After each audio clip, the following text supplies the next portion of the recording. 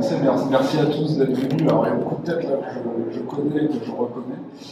Donc, merci d'être venus pour cette rencontre autour des mathématiques, au sens large, très large.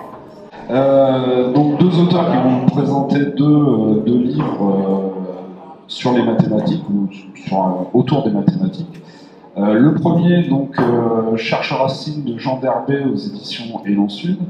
Donc Jean, qui a été enseignant en mathématiques au début de sa carrière, hein, si je ne me trompe pas, qui est maintenant retraité, donc le plus beau métier du monde. Moi,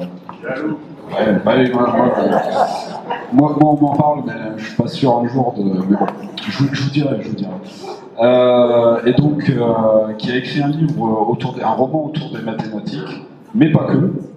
Voilà, il y a d'autres thèmes, on en parlera, et je te laisserai plus en détail aborder les autres thèmes. Et nous recevons Bertrand Jouve, qui a écrit une partie du livre Déambulation sensible aux éditions Lardy, que vous pouvez retrouver aussi sur le stand des éditions Lardy. Donc ce sont un recueil de textes, de témoignages, j'ai envie de dire, sur le plaisir de faire des mathématiques, avec 16 auteurs, plus l'avant-propos, plus la préface, la postface, on est même à 18-19, je crois, auteurs. Donc voilà, Bertrand est directeur de recherche au CNRS, donc sa vie, son métier tourne autour des mathématiques. Il vous en parlera, n'hésitez pas à poser des questions à Bertrand. Donc voilà pour la présentation rapide des auteurs et des livres. Et on va commencer tout de suite par la première question, c'est est-ce que vous pouvez, tous les deux, nous expliquer un peu l'origine de vos livres et de votre envie d'écrire autour des mathématiques? Ça marche. Oui. L'origine du livre, il est simple, j'en parle un petit peu dans le préambule. J'étais dans les couloirs du CNRS, je rencontre quelqu'un, on se connaît de vue, on n'a jamais vraiment échangé, et dans la discussion, elle me dit « Ah, mais tu es mathématicien ?» Et alors, je dis ben oui. Et alors, elle doute. Et je me mets à justifier que je suis mathématicien. Et je me dis, mais en fait, qu'est-ce que c'est qu'être mathématicien? Comment je peux me définir mathématicien? Et la seule chose que je trouve à lui dire, c'est j'adore faire des maths. Et là, je me suis dit, il faut que tu écrives là-dessus. Parce que c'est ça être mathématicien, c'est adorer faire des maths. Et à tous les niveaux. Donc après, j'ai animé des ateliers avec des collégiens, hein, on en parlait à midi un petit peu, des groupes de collégiens de 11 ans, 12 ans, mais qui prennent leurs pieds à dessiner des trucs, à colorier, à proposer, complètement désinhibés. C'est formidable. Ce qu'on a moins après au lycée, les premières terminales, ils sont inhibés, là, ils n'osent plus, ils ont peur de se tromper, voilà. Donc ce qu'on retrouve après, quand on fait des recherches en mathématiques, c'est un monde dans lequel justement on peut se désinhiber, se lâcher. Voilà. C'est ça qui est absolument merveilleux. Je peux en parler des heures. Je pense qu'avec Bertrand, que nous ayons des expériences différentes, je veux dire, notre approche et notre façon d'envisager les mathématiques est à peu près la même. Moi, je pense qu'on se promène en mathématiques. Et en tant qu'ancien professeur de mathématiques, je regrette une chose, c'est que je n'ai pas assez réfléchi à ma démarche et que, par certains aspects, l'éducation nationale m'a freiné dans ma démarche mathématique, dans mon enseignement des mathématiques. Et il y a peut-être des choses que j'ignorais avant, que j'ai découvertes en écrivant ce livre, d'abord parce que j'ai fait beaucoup de recherches aussi, et je me dis, bon sang, si j'avais su. Voilà. Je prends un exemple très simple pour nous mettre dans l'ambiance. J'ai découvert en écrivant ce livre que Pythagore, que tout le monde connaît depuis la classe de 4e, était un ancien champion de pugilat. C'est-à-dire qu'il a fait les Jeux Olympiques, tout nu. Alors, imbibé d'huile, évidemment, comme on le faisait à l'époque, et il a combattu. Alors, c'était à l'époque, on appelait ça un pugilat, qui a donné le mot pugilat en français, évidemment. Donc je me disais que si j'avais eu à enseigner le théorème de Pythagore maintenant, si j'avais à le faire, eh bien je rentrerais en roulant des mécaniques et je dirais avec qui voulez-vous lutter? Et peut-être qu'ils auraient eu une attention différente, mes élèves. Voilà, c'est une anecdote pour introduire un peu tout ça. Est-ce que tu peux aussi nous parler de la difficulté peut-être que tu as eu à écrire un roman, la forme que tu as choisie pour parler des mathématiques? Voilà, pour introduire le roman, effectivement, c'est Corinne, mon éditrice, qui m'a demandé un jour, elle me dit, mais Jean, tu as été professeur de mathématiques, tu t'es fait savant à la mathématique, comme disait Dubélé, hein, et elle m'a dit, j'aimerais bien que tu m'écrives un roman sur les mathématiques. Et je lui ai dit, mais attends, j'ai donné des cours pendant assez longtemps, j'ai pas envie de donner un cours de mathématiques. Donc j'ai essayé de trouver un biais pour les introduire, et ce biais, ça a été ce personnage de Manolo que j'ai inventé, qui est un jeune gitan qui est obligé de se sédentariser, et donc ce jeune homme qui a connu les grands espaces, il découvre l'encadrement d'une salle de classe. Et évidemment, déjà, psychologiquement, c'est extrêmement difficile. D'autre part, le français n'est pas sa langue maternelle. Et il découvre qu'il y a un langage dans lequel il peut s'épanouir et où il est non seulement en concurrence avec ses petits copains, mais qu'il les domine assez vite, c'est le langage mathématique. Et lui aussi, petit à petit, il se fait savant en la mathématique. Mais, évidemment, comme il a en lui d'envie de grands espaces, c'est pour ça que avec Bertrand, la montagne nous lie aussi tous les deux. C'est-à-dire que il lui arrive évidemment sa découverte des mathématiques est très sinusoïdale, si je puis dire. C'est-à-dire qu'il y a des hauts et puis il y a aussi beaucoup de bas, avec des rencontres parfois difficiles, d'autres qui l'aident, etc. Moi, j'avais noté à propos de ton livre, toutes les racines ne sont pas forcément carrées, justement. Où le titre est très bien vu par rapport à l'histoire. Je ne vais pas vous raconter la fin, mais c'est vrai que c'est bien vu. Alors j'avais une question pour Bertrand, à savoir, est-ce que ça a été compliqué sur les 16 auteurs qui ont écrit, il y a beaucoup de chercheurs, d'enseignants, d'agrégés, des gens qui ont un niveau en maths très élevé. Est-ce que ça a été compliqué de les convaincre pour réaliser cet ouvrage? Non, j'ai envie de dire non, ça n'a pas été compliqué. J'ai eu 3 refus en fait. 3 refus. Alors 2, je suis sûr de la raison. Je suis moins sûr, mais je pense que c'est la même. Ça allait trop profond. Ce qu'ils allaient, il y en a une notamment qui a écrit, hein, et elle m'a dit au dernier moment, je te livre pas mon chapitre. Je lui dis, mais tu l'as écrit, enfin, non, elle m'a dit, je peux pas, ça va trop loin, c'est trop profond. Les 2 autres, un a dit, ça m'entraînera, ça me demandera trop de temps, je peux pas parce que voilà. Et le dernier est resté devant la page blanche et je pense a eu peur de trop en dire. Oui, ça touche, ça nous demande de sortir les trucs, on s'expose hein, quand on parle en fait de la jouissance qu'on a. À parfois, remplir des tableaux de mathématiques, des pages de mathématiques, et pas tout seul. On est 2, rarement plus en maths en fait finalement. Mais on est 2 et on partage la même jouissance devant un tableau de maths. Donc c'est quelque chose qui est fort, hein, qui est fort. On oppose souvent mathématiques et littérature, à tort d'ailleurs, et j'ai retrouvé dans le livre aussi la page blanche et le stylo. Ça m'a rappelé vraiment le quotidien de l'écrivain finalement en maths. Beaucoup d'auteurs disent qu'il faut un papier et un stylo, en littérature aussi. Un papier, un stylo, un tableau noir à la craie, surtout attention, pas de tableau blanc au stylo, enfin au marqueur, non, ça ne m'attonnait pas, une sorte de snobisme.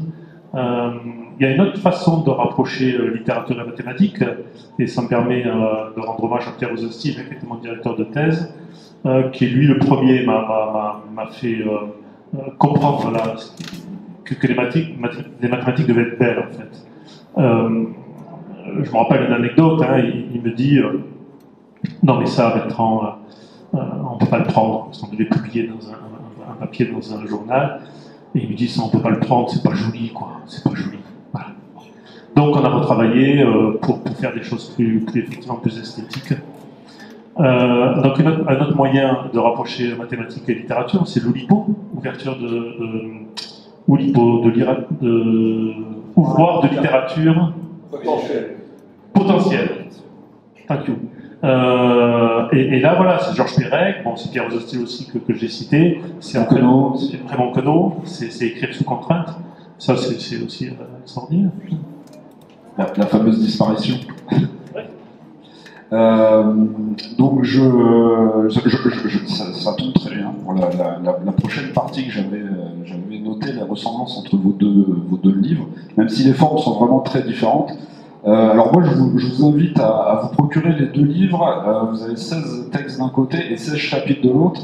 Je les ai lus en parallèle. Je lisais un chapitre de l'un et un chapitre de l'autre. Et vous allez voir que, alors ça gêne pas du tout à la lecture déjà, parce que quand même, pourtant les formes sont vraiment très différentes. Hein. Même sur les témoignages, il y a vraiment des formes et le fond est aussi différent. Mais ça gêne pas du tout de suivre l'histoire qui est dans le roman de Jean.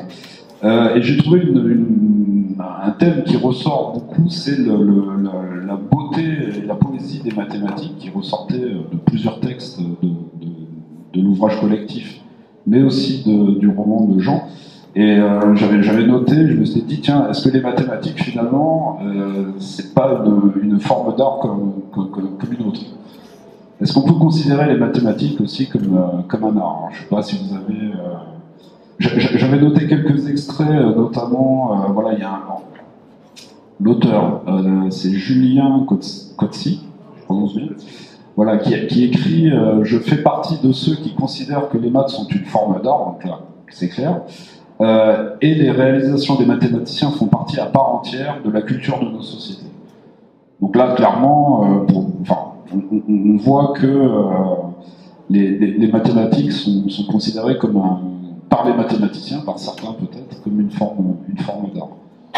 Et dans le bouquin de Jean, Manolo joue de la guitare et ressent les mathématiques comme la musique, comme on peut ressentir la musique. Oui, je crois que c'est ça.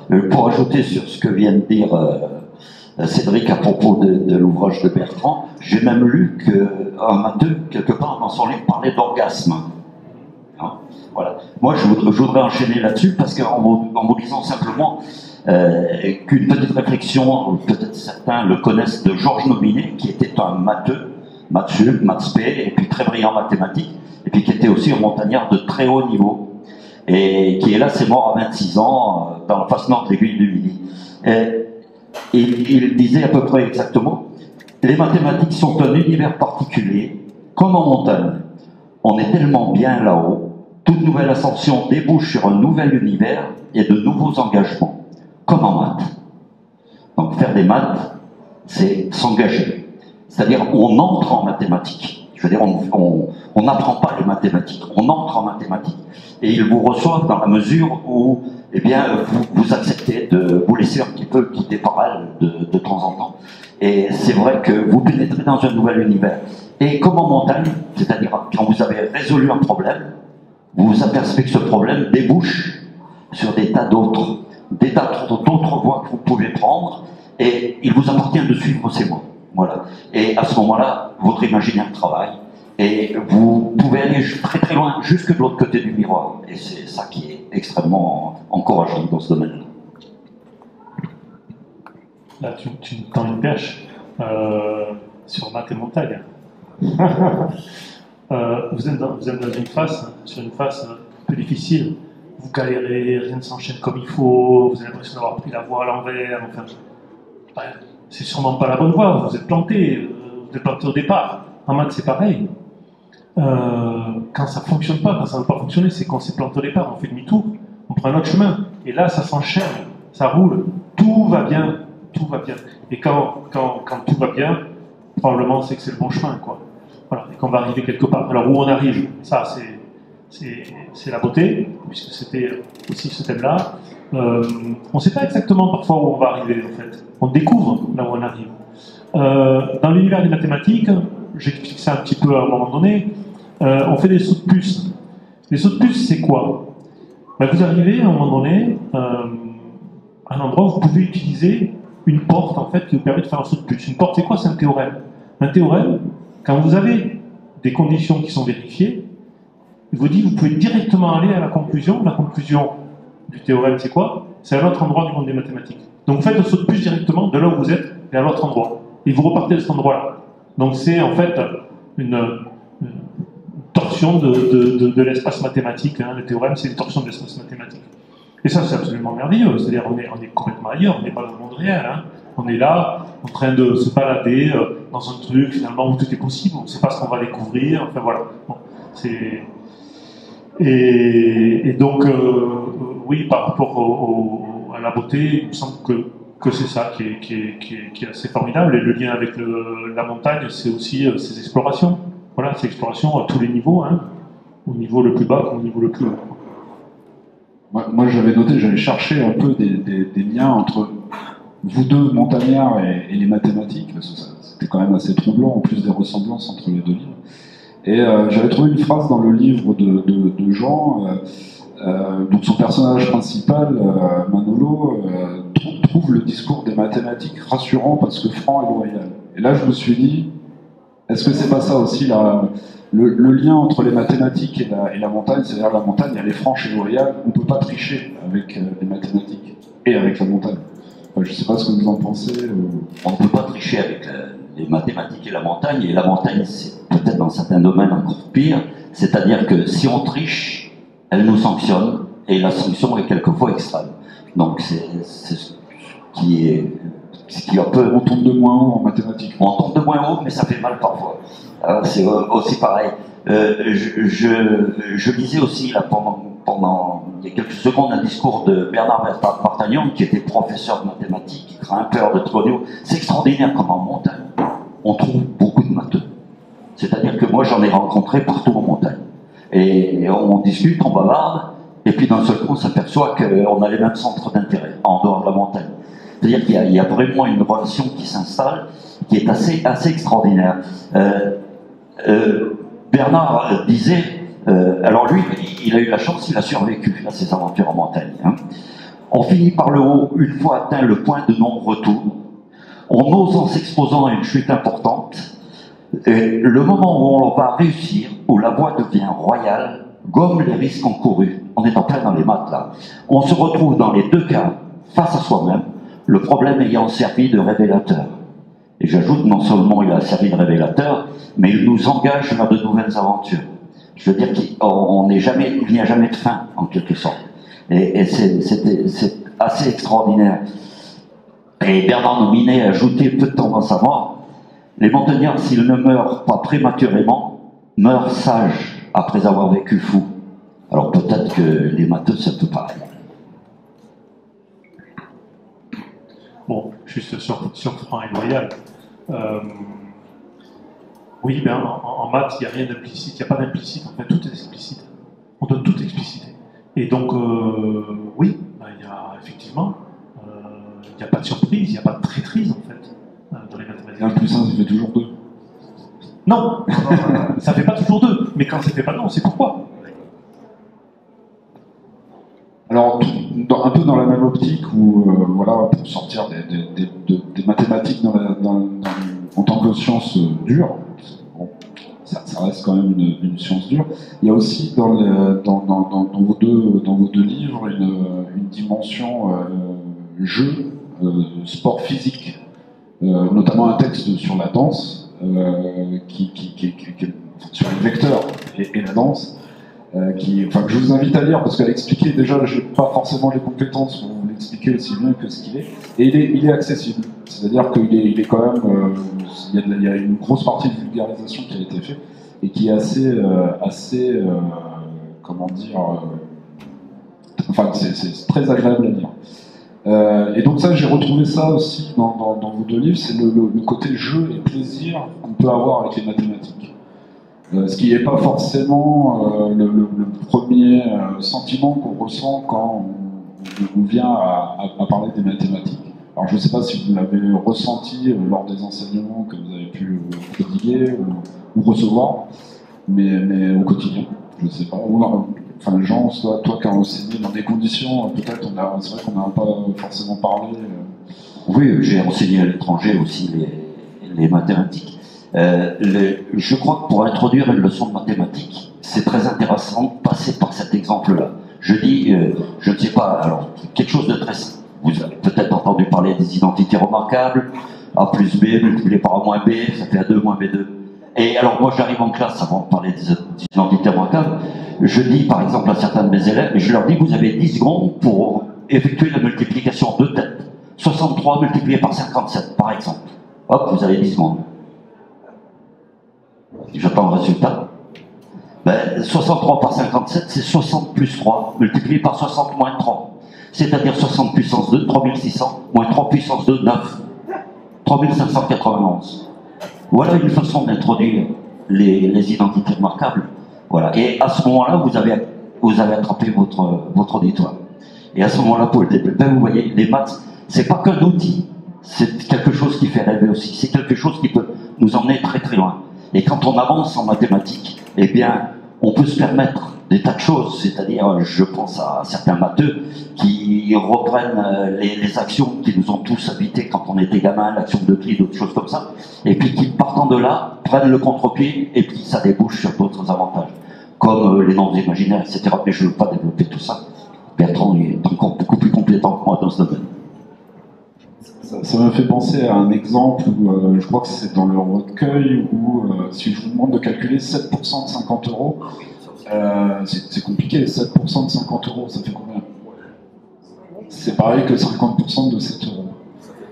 Voilà. Donc il y a des choses comme ça où on peut jouer avec les chiffres, avec les pourcentages, avec. La multiplication commutative. Donc voilà, le côté jeu est toujours présent avec les mathématiques. Alors, à tous les niveaux, peut-être. Oui. Il y a je crois, Grothendieck qui disait ça, Alexandre Grothendieck. Je vais dire, il a fini, je ne veux pas employer ce terme-là. Il était dans sa maison en Ariège, il voulait voir personne, il a réécrit toutes les mathématiques. Bon, voilà, c'est quelqu'un d'assez extraordinaire. Vous pouvez télécharger sur Internet, il y a un bouquin qu'il a écrit, Graines et semailles, ou semailles graines, je ne sais pas le titre. Bon, c'est des centaines de pages hein, où il traite de tout, de mathématiques, du monde, de l'individu, du monde des mathématiciens. Bon, c'est super. Oui, alors, qu'est-ce qu'il disait? Il disait, oui, mais les mathématiciens, les meilleurs, en fait, c'est les jeunes enfants. Ben oui, parce qu'ils s'amusent. Quand on nous a introduit, on en parlait tout à l'heure, quand ils nous ont introduit, ça doit être une classe de 5e, une chose comme ça, ce qu'on on appelait à l'époque les maths modernes, que moi, je n'ai pas connu, moi, déjà, voilà. Mais beaucoup de gens ont dit, oh, moi, avec les maths modernes, j'ai décroché. C'est quoi les maths modernes? C'est que, je simplifie bien sûr en France, mais on avait 1, 2, 3, 4, 5 jusqu'à 9 avec le 0, et on a introduit les x, y, z. Bon, et alors, c'est quoi le problème? On introduit des x, y, z, ben, ils viennent s'ajouter aux chiffres, ni plus ni moins, il ne faut pas les mélanger, c'est tout, mais vous ne mélangez pas 4 et 1, donc vous ne mélangerez pas x et 9. Voilà. Après, il y a des règles pour les composer. Ben, 9 plus x, ça fait 9 plus x. Ça fait pas 10, ça fait pas 11, ça fait 9 plus x. Voilà. Donc c'est un jeu, on rajoute des paramètres et puis on s'amuse. Oui, je pense qu'on l'a à tous les niveaux, c'est clair. Ouais. Alors, je ne sais pas s'il y a des gens ici présents qui ont connu les maths modernes et qui ont aimé ou qui ont souffert, peut-être. Parce que c'est. Enfin, j'en ai entendu parler, je n'ai pas connu, mais apparemment ça a marqué quand même une certaine génération d'élèves. En plus, c'était enseigné quand même à des âges où tout se forme, on va dire. Donc ça a traumatisé peut-être une partie des élèves. Moi, j'avais noté aussi une grosse ressemblance, c'est quelque chose qu'on sent, c'est quasiment le thème du livre de Jean. Et qu'on retrouve dans plusieurs textes, c'est la relation très importante, peut-être plus importante qu'ailleurs dans les maths, entre les professeurs et les élèves, la transmission du savoir, comme un peu... Est-ce que les mathématiciens ne seraient pas des passeurs de savoir, comme on peut être des passeurs de culture dans le domaine de la littérature? Oui, des passeurs de savoir. Avant d'être des passeurs de savoir, je crois qu'on doit avoir une attitude vis-à-vis de notre auditoire qui leur serve à être à l'aise par rapport à ce qu'on est et ce qu'on représente. il va encore parler de maths, il va me plein la courge, enfin ça va pas être possible, etc.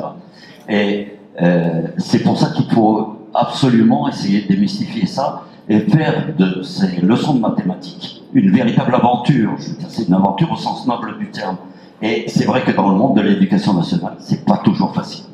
Parce qu'on a des contraintes, parce qu'il y a des obligations, parce qu'il y a des tas de choses. Et moi, j'ai eu la chance d'enseigner au début de ma carrière à l'étranger, ou dans des pays en construction, où je me sentais absolument libre d'enseigner de la manière dont je voulais. Et je vous garantis que 50 années après, pratiquement, j'ai toujours des relations avec mes anciens élèves de cette époque qui toujours me disent « mais tu nous as, tu nous as appris des choses et tu nous as emmenés dans un chemin » et ces élèves-là, généralement, ont très réussi dans la vie. Donc c'est vrai que... Et après, en étant en France, et notamment à propos des maths modernes que j'étais obligé d'enseigner, je vous garantis que j'étais pas très à l'aise. Pas très à l'aise. Mais c'était la réforme Abi à l'époque, je ne sais pas si vous vous souvenez, pour ceux qui sont les plus anciens. Et c'est vrai que on se demandait véritablement ce qu'on faisait. Alors on leur apprenait des trucs, des machins. Moi-même, j'avais compris quelque chose, mais je comprenais pas vraiment la finalité de tout ça. Voilà. Je pense d'ailleurs dans l'histoire des matheux qui ont été incompris, et puis qui ont été compris après, je pense à Évariste Galois, des gens comme ça. Et c'est vrai que... Et l'histoire, alors, fourmille de personnages comme ça. Bertrand parlait de Grothendieck. C'est étonnant parce que dans nos ouvrages respectifs, on a parlé à peu près au même moment de ce personnage qui est extraordinaire. Moi, je vais parler de mes deux profs de première et de terminale en maths, qui ont été extraordinaires. Donc, deux Bernard, d'ailleurs. Bernard Destéville et Bernard Gada. Le premier est décédé, malheureusement. Et c'est eux, alors après avec Pierre Rosenstiel que je l'ai déjà cité, mais c'est eux qui les premiers en fait m'ont emmené dans des endroits extraordinaires, j'allais dire interdits, pas interdits, ils nous y ont emmenés. Je me rappelle des discussions en première, à la fin des cours, pendant la récréation, avec Destinville, Tintin, comme on l'appelait, Tintin. Il nous disait, mais donc le principe de récurrence, moi je ne reviens pas dessus, j'en parle un peu dans le livre, et donc il démontre que s'il y a plus de 3 stylos dans une trousse, ils sont tous nécessairement de la même couleur. Et il démontre mathématiquement, je veux dire, voilà.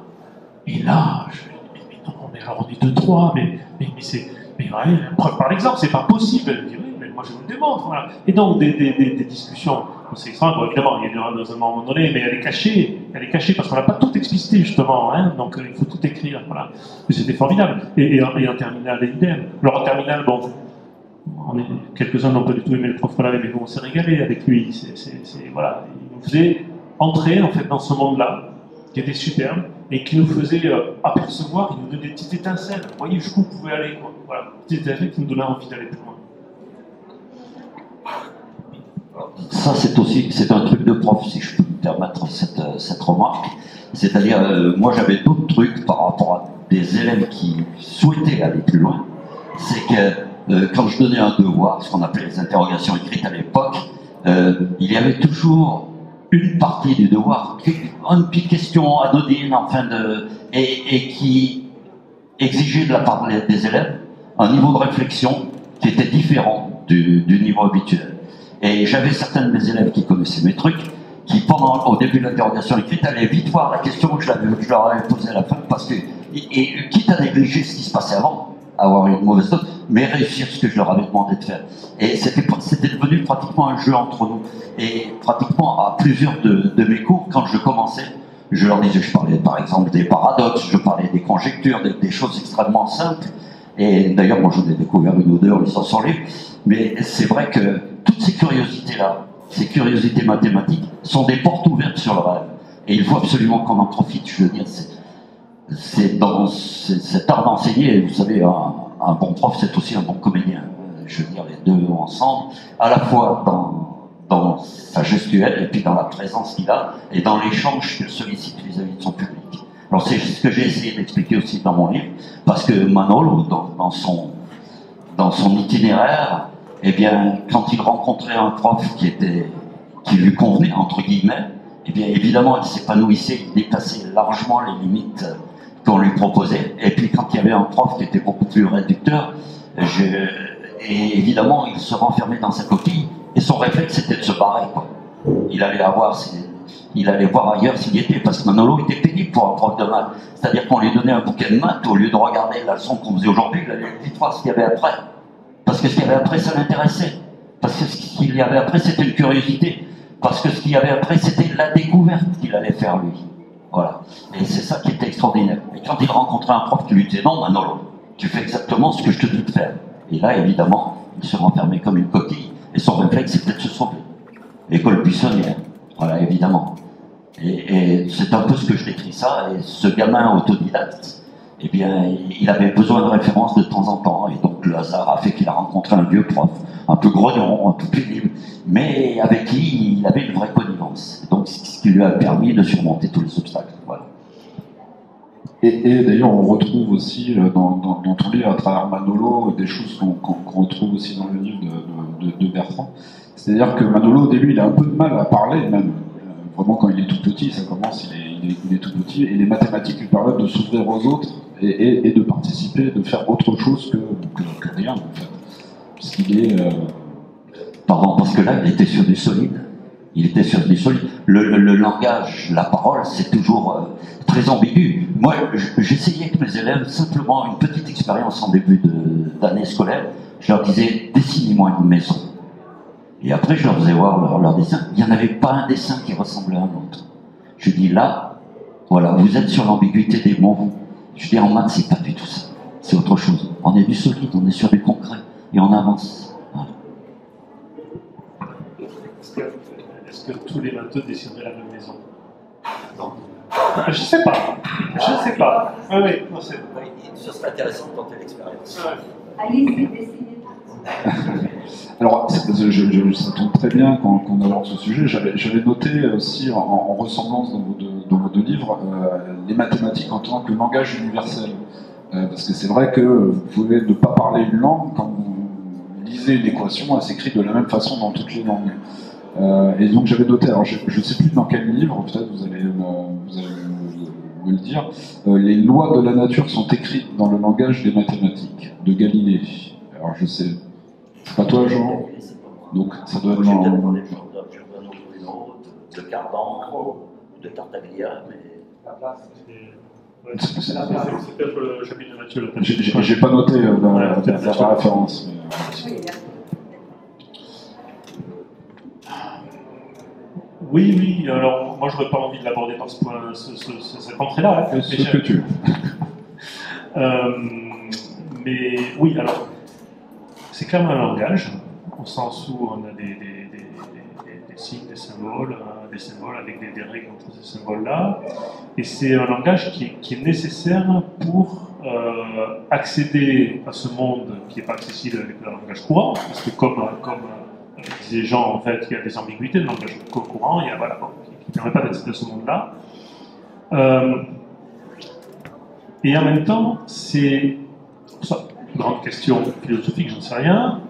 On est presque au bord de la question de découverte ou invention qui ressort plusieurs fois dans certains textes. Alors je voulais pas l'aborder comme ça, mais c'est le même. Voilà. C'est exactement ça. Est-ce qu'on construit le monde avec ce langage-là, ou est-ce qu'on le découvre? Ou est-ce qu'on le découvre? Alors, tu as 10 minutes.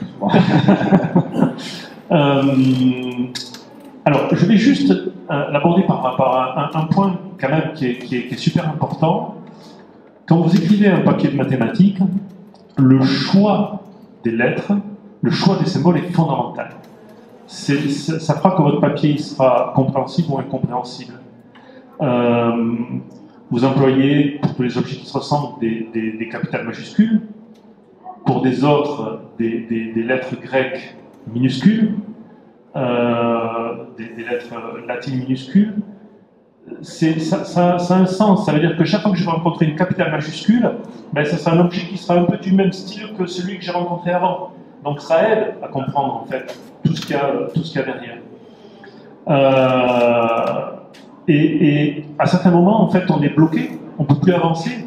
Alors, on ne peut plus avancer, bon, souvent c'est parce qu'on n'a pas d'idée, d'accord? Bon.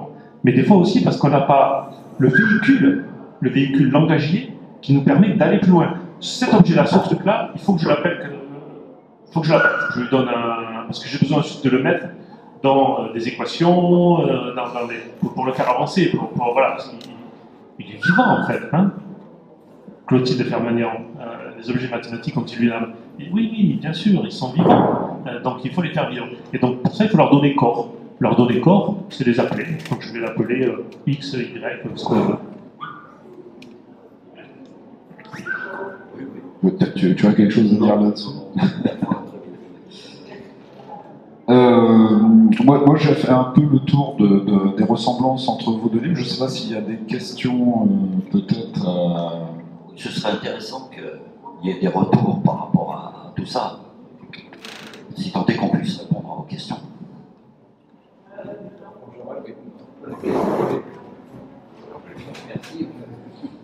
Revenir sur ce que vous avez dit sur la montagne et les mathématiques. Montagnard et ancien mathématicien, je le dirais, mais vous disiez la montagne peut se venger, elle peut être dure et faire des sanctions. Mais les mathématiques aussi, peut-être.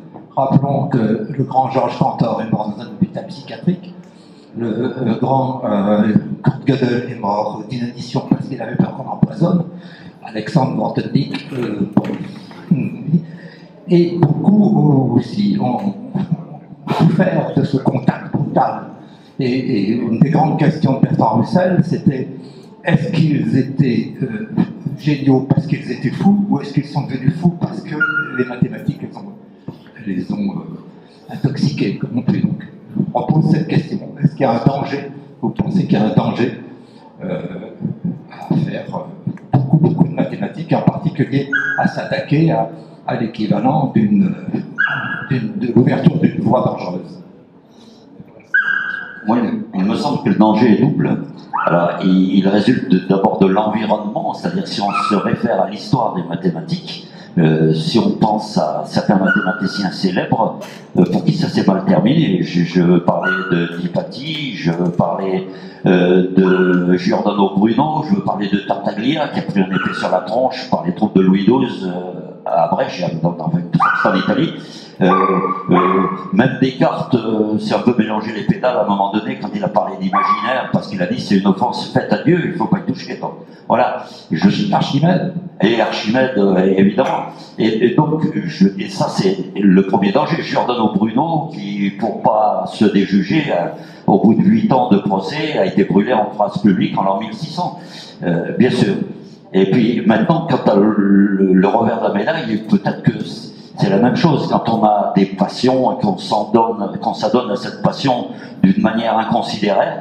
Eh bien, évidemment, quelquefois, il y a aussi des sanctions qui arrivent, que ce soit en montagne, puisque les exemples des montagnards qui sont morts de leur passion, je parlais de Georges Nominet, mort à 26 ans, mathématicien de très haut niveau, est mort à 26 ans. Et évidemment, j'en ai connu un autre personnellement qui est mort dans une avalanche en 2002, qui était mon ami et qui m'a tout appris de la montagne. Donc, je veux dire que là aussi, et je pense qu'en mathématiques, comme dans quand on pousse les choses à l'extrême, évidemment, il est très difficile d'après de rester lucide par rapport à ce qu'on est, par rapport au monde, par rapport à l'environnement, etc. Enfin, je ne sais pas ce qu'en pense Bertrand, ça me semble important. C'est difficile parfois de rester lucide, évidemment. Mais je finis avec la montagne. Quand on a, Martagnan le disait, mais je vais essayer de traduire ça comme ça, quand on a vaincu tous les obstacles, il y a un moment qui est tellement extraordinaire, une véritable euphorie. Je ne sais pas si des montagnards parmi vous l'ont ressenti. C'est-à-dire qu'après 1, 2 jours, voire 2 jours d'effort, on s'assied sur la montagne qui s'est enfin livrée, sur le sommet, et pendant quelques secondes, sans être suicidaire, on se dit tout simplement, maintenant je peux mourir. On en est jusque là. Et puis évidemment, après, on met, si je puis dire, les pieds sur terre, même si on a les jambes qui pendent dans le vide. Mais ça, c'est notre affaire.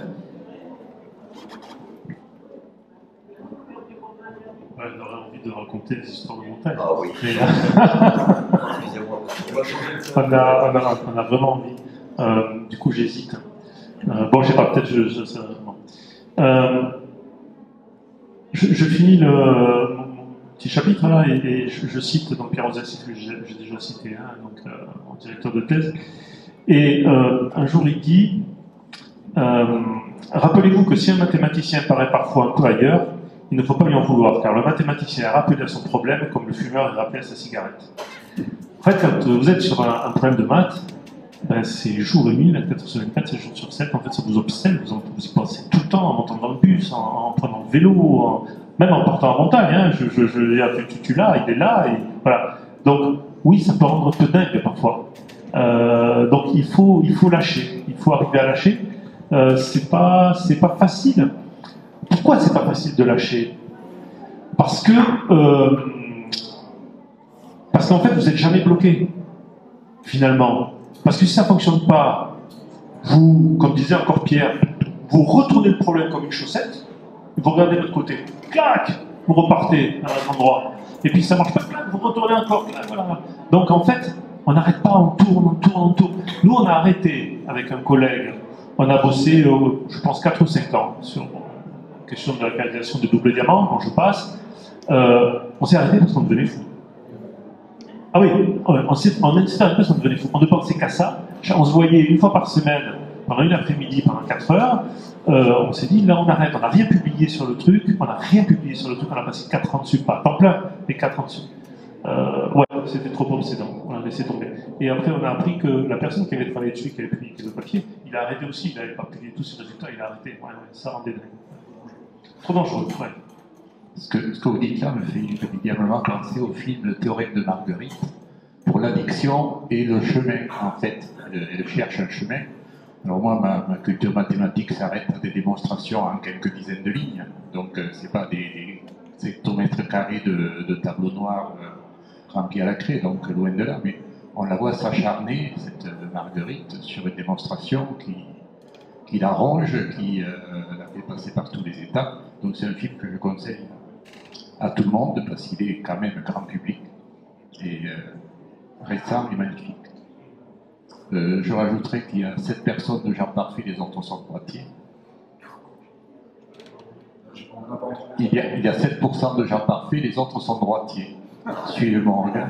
Alors, moi, je suis tous les deux. Moi, je suis droitier. Et ben voilà. Hors d'ici, mes créants.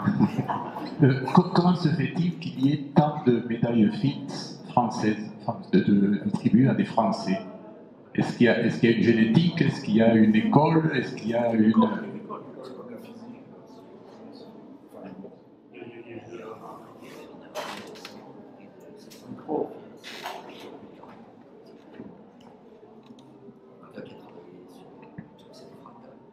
Non, il y a clairement une école française qui est reconnue, oui, oui.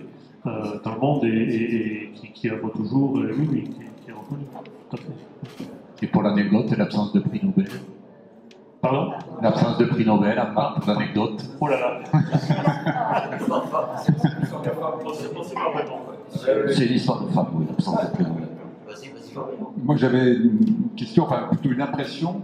C'est vrai que quand on regarde aujourd'hui par exemple la médaille Fields, les thèmes qui sont abordés par les chercheurs, très honnêtement, même quelqu'un qui a fait un peu des mathématiques au début de l'université, ça devient totalement incompréhensible. Même les mots qui sont dans l'énoncé, on ne sait même pas ce que c'est. Alors, est-ce que cet écart, ce divorce important, disons, entre la recherche mathématique de pointe et puis finalement le grand public, peut-être plus que dans d'autres sciences comme la physique ou l'astronomie ou même la biologie, ne contribue pas à faire en sorte qu'un certain nombre de gens soient découragés par les mathématiques? Je ne sais pas, il y a une dizaine d'années, une quinzaine d'années, je suis allé écouter Laurent, là, je crois que plus son prénom, médaille Fields. Bon, Institut Poincaré à Paris, amphi, quasi plein, donc je ne sais pas, peut-être 200 personnes. Bon. Deuxième slide, vous avez un diaporama, deuxième diapo, le 3/4 de l'amphi dormait. Personne n'a rien compris. Tous des matheux. Voilà, bon. Donc, le gars avec qui je bossais en DEA, donc Bac+5, je sais mon mémoire, Il a bossé pendant je ne sais pas combien d'années sur un problème, il a résolu, voilà, il a publié, et il s'est rendu compte que s'il y avait peut-être 2-3 personnes dans le monde qui avaient lu sa démonstration, c'était bien, c'était même peut-être un maximum, quoi. Bon. Il a arrêté les maths, il a pris sa voiture, il est venu vieille Honda Civic, et il est parti traverser le désert du Sahara. Il s'est mis à l'anthropologie, il est revenu aux maths 10 ans après, quoi, grosso modo, voilà. Donc, oui, alors on pourrait se dire, ah, mais finalement on est seul, matheux, on est seul. On est décorrélé du monde, décorrélé même des autres matheux, parce que finalement, bon, c'est une grande famille, mais on est un peu seul sur son problème. Oui, bon, Montaigne aussi, on est seul, hein, c'est pas désagréable. Il faut savoir aussi, à un moment donné, lâcher ce monde-là pour venir dans le monde réel où il y a un peu plus de sociabilité. Et puis quand vous vous baladez dans le monde mathématique, vous croisez les anciens. Quand vous tombez sur un chemin qui est tracé par quelqu'un il y a 400 ans, 500 ans, vous retombez sur lui, vous le suivez. Non, ce que je voulais pointer, c'était l'idée que finalement, ça crée un obstacle dans la pédagogie des mathématiques.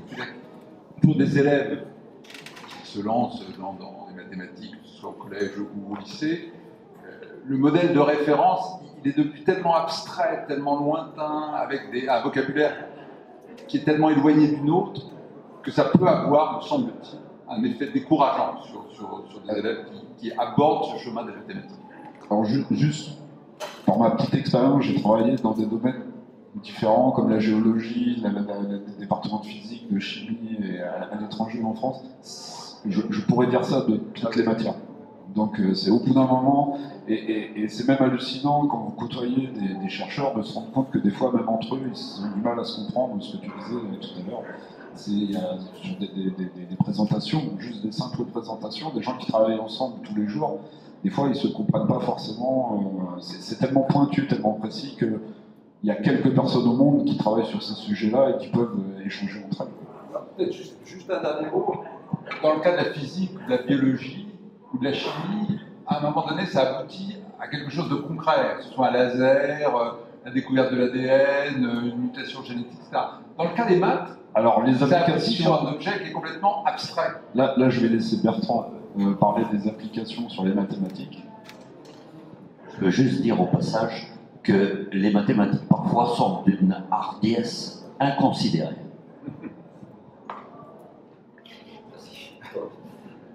Les applications, je sais pas qu'est-ce que je dois dire par rapport à ça. Moi, je travaille les deux, en fait, à la fois mathématiques fondamentales, à la fois mathématiques appliquées. Je travaille en théorie des réseaux, en théorie des graphes. J'ai des résultats très théoriques, j'ai d'autres qui s'appliquent sur l'analyse des réseaux sociaux. Là, j'ai travaillé depuis quelques années sur les réseaux de mobilité vélo, par exemple, hein, on analyse des mobilités vélo.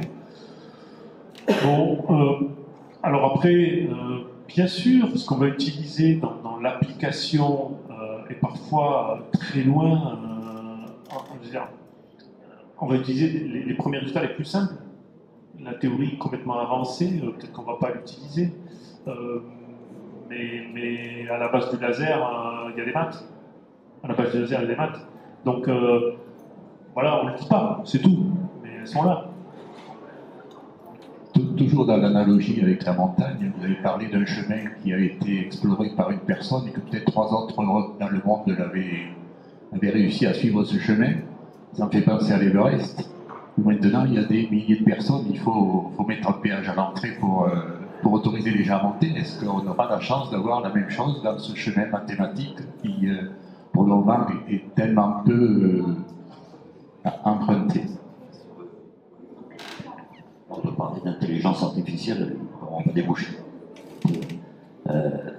Difficile. Moi, ce que je voudrais ajouter, c'est-à-dire que d'abord, les mathématiques ne sont pas qu'un outil, et c'est la première chose dont il faut se rendre compte, et il ne faut jamais dissocier les mathématiques de la part du rêve, de la part de l'invention, de la part du... Enfin, il y a quelque chose d'onirique dans les mathématiques qu'on ne retrouve pas dans la plupart des autres sciences, notamment la physique. Mais moi qui suis aussi professeur d'éducation physique, qui est passé une agrégation d'éducation physique, je peux vous garantir que sans les mathématiques, je n'aurais jamais réussi l'agrégation d'éducation physique. parce qu'il y a des points de convergence qui sont étonnants parfois, et que je ne peux pas développer ici, parce que ça nous prendrait beaucoup de temps, il faudrait que je monte sur la table pour faire des expériences. Mais c'est vrai que c'est assez extraordinaire, et les mathématiques offrent des outils dans la plupart des sciences, même les plus improbables. Mais ça n'est pas que ça, bien heureusement. Alors, je vois le micro qui revient, donc j'imagine qu'il n'y a pas d'autres questions. Par rapport au médailles fines, il y a diverses explications qui ont été données. Une en particulier, c'est Paris. Et il y a presque toutes les écoles mathématiques du monde existent à Paris. C'est pour ça que les chercheurs américains disent parfois, chez nous, il y a telle discipline qui est très développée dans telle autre, mais il n'y a pas tout au même endroit. Paris, c'est le cas. C'était le cas il y a quelques années, je ne sais pas si ça l'est encore, mais il y avait cette centration qui pourrait expliquer cette émulation. Il y avait une autre explication que donnait Laurent Laforgue, qui est le mésophile. Il disait les mathématiciens français sont très forts parce qu'ils publient en français. C'est peut-être plus vrai maintenant. Et Laforgue disait on prétend que les mathématiciens français peuvent se permettre de publier en français parce qu'ils sont très forts. Et lui, il dit moi je dis que c'est le contraire. C'est parce qu'ils publient en français. Ils publient dans leur langue. C'est Laforgue, c'est pas. Laissez le chercheur répondre. Non, sur Paris, je ne sais pas si c'est aussi vrai que dans d'autres disciplines. Parce que Nancy, il n'y a pas de mathématiques très forte. Nancy, maintenant Lyon, Toulouse, il n'y a pas tout. Il n'y a pas tout, justement. Non, il n'y a pas tout, mais on est meilleur sur certains points. On est meilleur à Lyon ou à Bordeaux, en crypto à Bordeaux, qu'à Paris. On n'a pas besoin de gros instruments en fait en mathématiques. Donc du coup, là où Paris en fait a des moyens pour des grosses infrastructures dans une discipline, en biologie par exemple, etc. En mathématiques, on n'a pas besoin. Donc, par rapport à Paris, oui, c'est sûr qu'à Paris, il y a plein d'opportunités. Voilà, ça c'est clair. On parlait un peu avant de l'unité de lieu qui peut être importante pour l'émulation, justement, c'est peut-être ça aussi, c'est qu'au même endroit, il y a beaucoup de chercheurs et simplement ça crée l'émulation. Oui, c'est vraiment difficile de faire des maths à distance. Moi, je travaille donc depuis longtemps avec un collègue australien. On se voit toutes les semaines, une demi-journée, par Zoom, là, donc en visioconférence. J'ai fait des séjours, des séjours prolongés. J'ai fait 4 séjours d'un mois il y a quelques temps. On était sur un truc et on était arrivé à la limite de ce qu'on pouvait faire à distance. Parce que alors on dessine sur nos feuilles et puis on se montre le truc comme ça à la caméra. C'est super, donc je redessine. Bon, alors oui, on peut dessiner des tableaux des tableaux avec la souris, mais enfin bon, c'est pas comme ça qu'on fait. On a besoin de prendre un stylo, des couleurs, voilà. Bon. Donc effectivement, l'unité de lieu en mathématiques elle est importante. Il faut se voir physiquement devant un tableau, quoi, avec une palette de couleurs et puis tu dessines. Voilà. Ouais. On parlait de l'importance de la cafétéria chez nous, c'est aussi là où il se passe beaucoup dans les labos de recherche où il se passe beaucoup de choses, c'est la cafétéria. C'est vraiment, c'est pas une légende. Comme devant la machine à café dans les lycées, c'est pareil. Oui. Ce que je voulais dire, et pour rebondir sur ce que disait Bertrand, c'est-à-dire que l'histoire nous conforte dans ces remarques. C'est-à-dire que les foyers de mathématiques ont évolué dans l'histoire en fonction essentiellement du régime politique dans lequel les choses s'exerçaient. C'est-à-dire qu'il y avait un foyer qui était évident dans l'ancienne Perse, il y a des milliers d'années avant Jésus-Christ, avant de passer chez les Grecs, et puis pour passer à Alexandrie, et puis dès que les régimes étaient davantage cadenassés, la culture mathématique disparaissait pour renaître ailleurs. Je pense à Bagdad au 8e siècle, je veux dire Bagdad au 8e siècle, c'était quand même quelque chose. Et puis après, si on continue dans le temps, je veux dire, au début, au Moyen-Âge, en Italie, il s'est passé quand même des choses, depuis Fibonacci jusqu'à Tartaglia, Cardan et tous ces gens-là. Et puis, je ne sais pas si vous y avez réfléchi, mais après la Révolution française, il s'est passé une éclosion extraordinaire de cerveaux qui se sont exprimés. Et je veux dire, dans les années 1830, mais Fourier, Cauchy, et puis les gens venaient d'ailleurs. Je veux dire, Abel est venu de Suède de Norvège, je crois, il était Norvège, pour travailler à Paris. Il est mort de la tuberculose, hélas, très jeune, Évariste Gallo, etc. Et puis il y avait même des femmes. Je ne sais pas si Sophie Germain, pour être reconnue à cette époque-là, a publié sur un nom masculin. Voilà, qui était une éminente mathématicienne. Donc, et puis tout a évolué. Je crois qu'il y a à travers l'histoire, ça dépend aussi du régime par lequel les choses puissent s'épanouir. Parce qu'évidemment, un régime autocratique a toujours lutté contre cet épanouissement d'une science qui pouvait être extrêmement dangereuse, évidemment, puisqu'elle permettait de réfléchir. D'ailleurs, je crois que c'est Pascal qui disait un truc dans ce sens-là. Je me demande où j'ai noté ça. À propos de la vérité, et à propos de la vérité des fausses nouvelles, des gens Pascal, je lis Pascal, hein, Pascal, début du XVIIe siècle, hein, voilà. Étude de la vérité, la démontrer quand on la possède, la discerner avec le faux quand on l'examine, la découvrir quand on la cherche. On est en plein dans les fake news, hein, exactement, depuis le XVIIe siècle. On a effectivement abordé un point qu'on n'a pas abordé précédemment par rapport à la beauté, c'est l'action de la vérité. Dans plusieurs témoignages, on a ce fait-là. Quand en mathématiques quelque chose est vrai, ben c'est vrai pour l'éternité. Ça ne sera jamais remis en cause. Voilà. Alors, si on change d'hypothèse, évidemment, ça devient faux sur GPT, mais dans le contexte dans lequel c'est posé avec les hypothèses données, c'est toujours vrai, ça sera toujours vrai. Voilà. Ça, c'est quand même assez merveilleux. Bon, sur les régimes, je ne vais pas défendre la dictature ici, mais la Russie, qui n'était pas un modèle de démocratie, l'école russe de mathématiques est extraordinaire. Extraordinaire. Voilà. L'Union soviétique, tu as raison, l'Union soviétique. C'est vrai, mais quand même, c'était pas quand même top. Hein, et bon, j'ai absolument rien contre le communisme. J'ai voté communiste quand j'étais plus jeune. Algérie encore. Mais voilà. Mais oui, on avait, nous, quand on était en prépa, on avait les petits bouquins rouges qu'on appelait les petits bouquins russes. Oui, c'était formidable, super. Est-ce qu'il y a une autre question? Par rapport aux thèmes mathématiques qui tournent dans leur tête, je crois. Donc, est-ce qu'on peut comparer avec le motif de la musique qui tourne dans la tête, on travaille trop. Donc, pour qu'ils disparaissent, on change, on écoute autre chose. Et ça peut être le voie de se libérer, disons comme ça, de la folie mathématique, en passant pour autre problème, pour un moment donné, et revenir après, plus tard, en état très reposé. Je veux juste ajouter un truc de prof, mais bon, Bertrand continuera après. Un problème mathématique, et on dit aux élèves parfois, tu ne sais pas résoudre ce problème, imagine qu'il soit résolu. Imagine qu'il soit résolu, et à ce moment-là, peut-être tu vas trouver des voies. Il faut conduire depuis les hypothèses que tu as formulées jusqu'à ce que tu peux imaginer lorsque le problème est résolu. Et quelquefois, on arrive à des résultats intéressants. Oui, alors, complètement d'accord avec toi. Voilà. Quand à un moment donné, tu sens que tu vas disjoncter, tu laisses tomber, tu laisses le truc, et puis de toute façon, ça reviendra parce que c'est la cigarette. Voilà. Donc, c'est là. On ne sait pas quand ça reviendra. Moi, il y a deux idées dans ma thèse de doctorat, il y a deux idées. Il y en a une, ça m'entend dans le bus. Je monte dans le bus et je me dis, paf, c'est ça.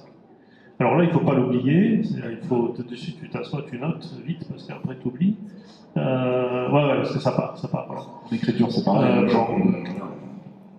Et j'avais un autre truc, mais je ne m'en rappelle plus. Bon. Oui, non, mais non, la deuxième, c'est le résultat classique. Hein. Voilà, c'est du travail. Voilà, mais la première, ça. En écriture, c'est pareil. C'est exactement pareil. Ça vient des fois, alors quand c'est la nuit ou que ça nous réveille ou que c'est tôt le matin, vite, il faut noter parce que ça repart comme ça vient. Et ça vient comme ça repart d'ailleurs. Donc c'est exactement pareil. Et ça arrive des fois sans prévenir, et on ne sait pas pourquoi. Malheureusement. Et des fois on voudrait que ça vienne et ça ne vient pas.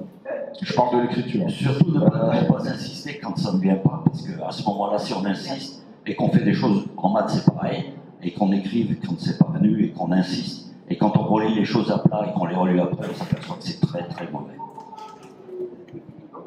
Est-ce qu'il y a d'autres questions? Oui. Oui. Alors, tout à l'heure, vous avez dit entrer en mathématiques. C'est vachement intéressant, mais pourquoi les gamins ne rentrent pas en mathématiques? Beaucoup ne rentrent pas en mathématiques. En fait, il y en a peut-être 2-3% qui vont rentrer en mathématiques et les autres n'y arrivent pas. Alors pourquoi? Comment ça se fait? C'est l'enseignement? C'est quoi? Enfin, la question est sans doute vaste, hein. Mais qu'est-ce qui fait qu'il y a ce désintérêt pour les mathématiques si on questionne des gamins qui sont à la sortie du lycée? Moi j'ai pas de contre-exemple, mais je pense honnêtement, pour avoir, je disais, enseigné les mathématiques à l'étranger, où les profs n'étaient pas bridés par des consignes, par des devoirs à faire, par un programme absolument qu'il fallait suivre et où on était libre.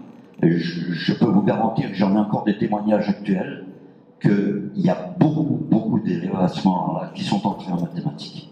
Voilà. Alors il y avait un contexte particulier aussi, et je pense que la relation à l'adulte, là, est fondamentale. Absolument fondamentale.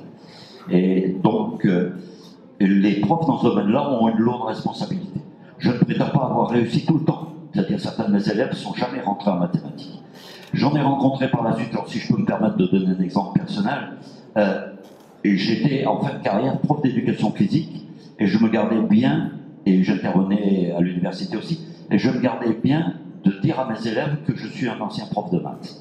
Mais dans une classe de seconde, je me souviens très bien, j'étais prof principal dans la classe de seconde, et dans les vestiaires, il y en a un qui me dit un jour, un garçon, mais monsieur, vous avez été prof de maths avant.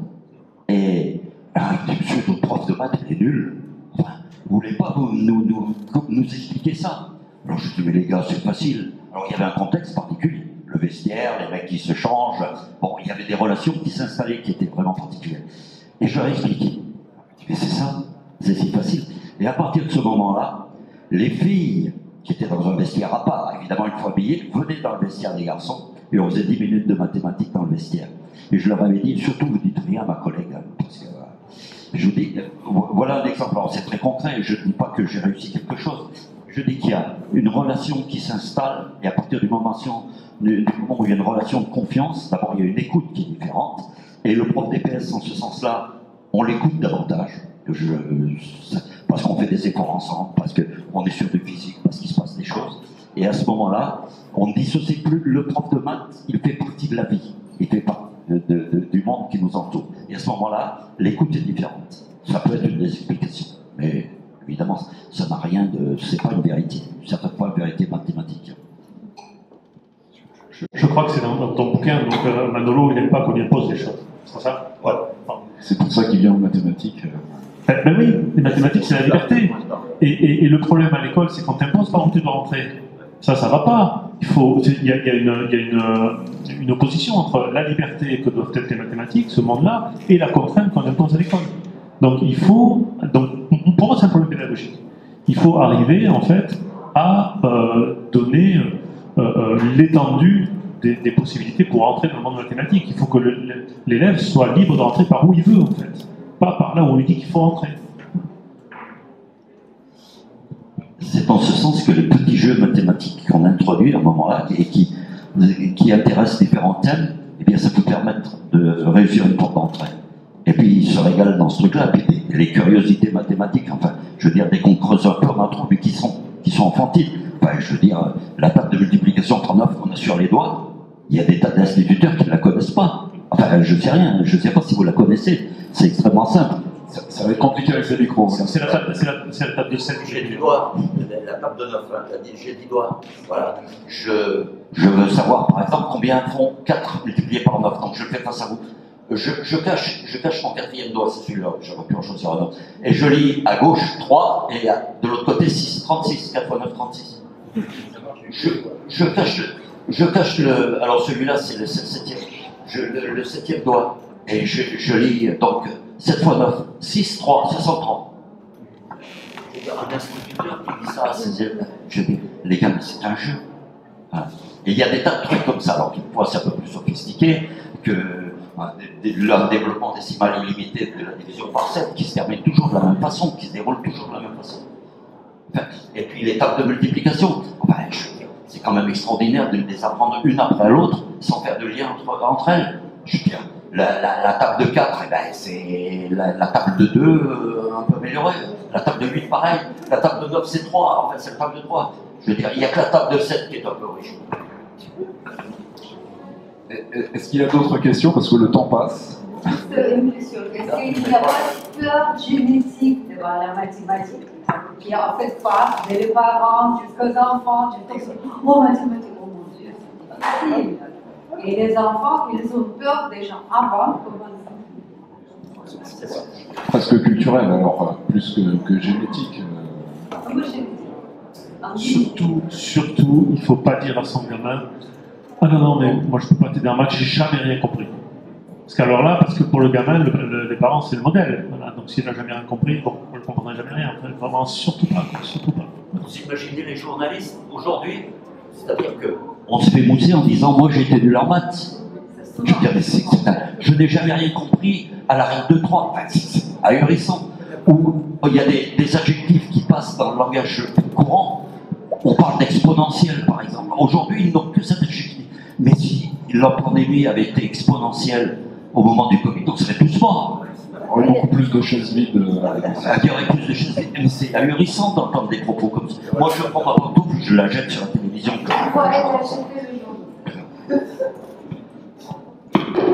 Quelque chose à rajouter, tous les deux?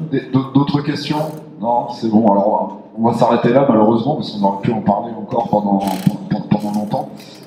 Donc, je vous invite à venir retrouver Bertrand sur le stand des éditeurs Lardy et Jean sur le stand des éditions Élan Sud, je ne sais pas si vous connaissez.